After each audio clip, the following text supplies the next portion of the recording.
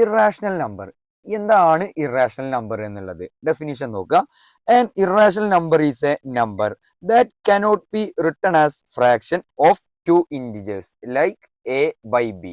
എന്താണ് irrational number എന്ന് പറഞ്ഞു കഴിഞ്ഞാൽ ആ ഒരു നമ്പറിനെ നമുക്ക് എന്താക്കി എഴുതാൻ പറ്റൂല, ഫ്രാക്ഷൻ ആക്കിയിട്ട് എഴുതാൻ കഴിയൂല. എന്താക്കി എഴുതാൻ കഴിയൂല? ഫ്രാക്ഷൻ ആക്കി എഴുതാൻ കഴിയൂല. അങ്ങനെ വരുന്ന നമ്പേഴ്സിനെ പറയുന്ന പേരാണ് എന്ത്?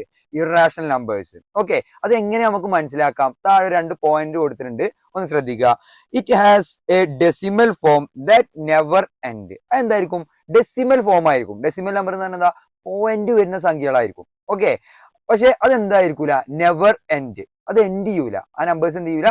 എൻഡ് ചെയ്യൂല. അതിന് എക്സാമ്പിൾ ആണ് √2. ഏതാണ് √2 എന്ന് പറയുന്നത്? √2ന്റെ വാല്യൂ എത്രയാണ്? √2 എന്ന് പറഞ്ഞാൽ 1.414 അല്ലേ? ഇത് റിപ്പീറ്റ് ചെയ്യോ? ഇത് എന്താവും? അതങ്ങനെ പോയിക്കൊണ്ടിരിക്കുകയാണ് അല്ലേ? അതങ്ങനെ പോയിക്കൊണ്ടിരിക്കുക. അത് എന്ത് ചെയ്യണില്ല? എൻഡ് ചെയ്യണില്ല. അപ്പൊ അങ്ങനെ വരുന്ന നമ്പേഴ്സിനെ പറയുന്ന പേരാണ് എന്ത്?